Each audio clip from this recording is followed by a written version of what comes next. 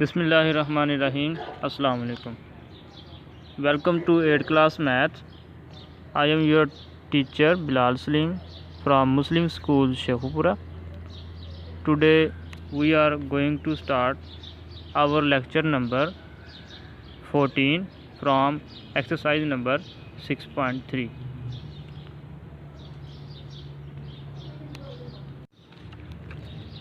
Students, इसके अंदर कहा गया फैक्टराइज द फॉलोइंग। तो इसमें हम देखेंगे कि इसके अंदर हमारे पास क्वेश्चन में 4 टर्म्स हैं। तो हम पहले क्वेश्चन नंबर स्टार्ट करते हैं। Question number 9। क्वेश्चन नंबर 9 में है x² - 7x - 5x + 35। तो स्टूडेंट्स, हमने इसको फैक्टराइज करना है। तो इसमें 4 टर्म्स हैं। तो 4 टर्म्स जब आएंगी तो उसका मेथड ये है कि फर्स्ट जो 2 टर्म्स हैं इनमें से कॉमन ले लें,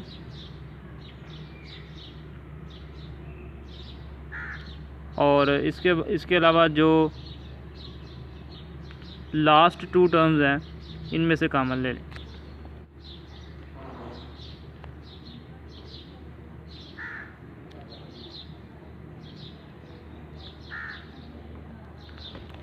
तो जब हम फर्स्ट 2 टर्म में से कॉमन लेंगे तो हमारे पास आ जाएगा x × x - 7। क्योंकि फर्स्ट 2 टर्म में से जो कॉमन है वो सिर्फ x है, तो x को हम कॉमन ले लेंगे। तो इसके बाद हमारे पास जो बच जाएगा वो बच जाएगा हमारे पास x - 7। उसके बाद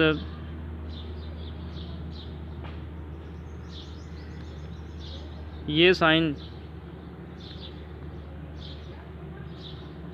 ये वाला माइनस का साइन एज इट इज़ आ जाएगा, और जो लास्ट 2 टर्म्स हैं इनमें से हमारे पास कॉमन आएगा 5। तो बाकी जो बच जाएगा 5x में से 5 कॉमन आ गया तो इसमें x बच जाएगा। और स्टूडेंट्स, एक बात का ख्याल रखें कि अगर यहाँ पर माइनस हो तो इसके बाद जो भी ब्रैकेट्स में चीज़ें आएंगी उनका साइन आपने चेंज कर देना है। अगर ये प्लस था तो ये क्या बन जाएगा, माइनस। ये चीज़ आपने याद रखनी है कि अगर यहाँ पर माइनस आ जाए तो आपने ये वाला साइन चेंज कर देना है, और अगर यहाँ माइनस की जगह प्लस आ जाता है तो ये जो साइन हमने चेंज किया है इसको हम चेंज नहीं करेंगे, ये ऐसे ही नीचे आएगा। लेकिन अगर यहाँ माइनस है तो हम साइन चेंज कर देंगे नीचे। इसके बाद देखें कि हमारे पास ब्रैकेट्स के अंदर x - 7 आ गया, इधर भी ब्रैकेट्स के अंदर x - 7 आ गया। तो ये दोनों सेम होने चाहिए। अगर ये दोनों सेम नहीं है तो आपने ऊपर किसी स्टेप के अंदर मिस्टेक कर दी है। तो अगर ये सेम आ जाते हैं तो फिर आपने क्या करना है कि इन दोनों में से किसी एक को आपने लिख लेना है।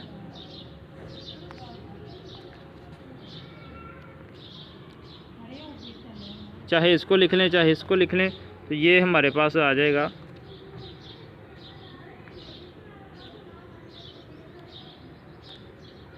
x - 7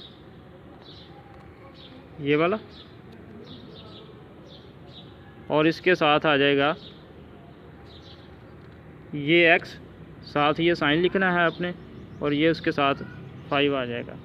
तो ये हमारे पास बनेगा x - 5।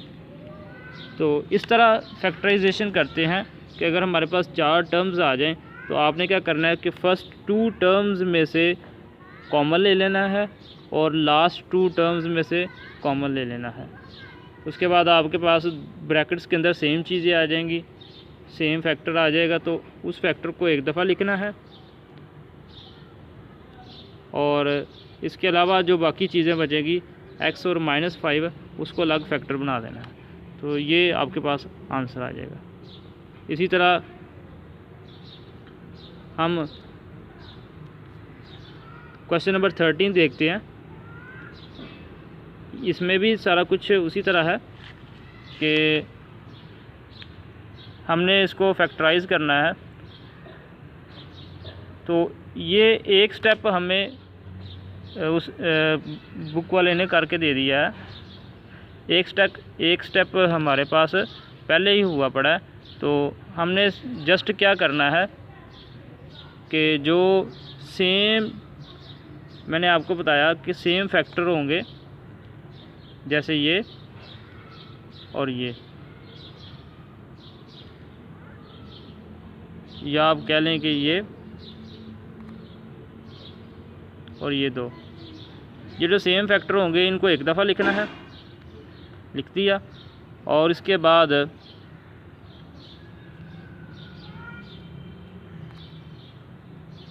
ये जो चीज़ें बाकी बच जाएगा, इधर से a² और ये साइन ऐसे ही आ जाएगा और ये b², ये तीनों मिलके हमारे पास एक और नया फैक्टर बना देंगे।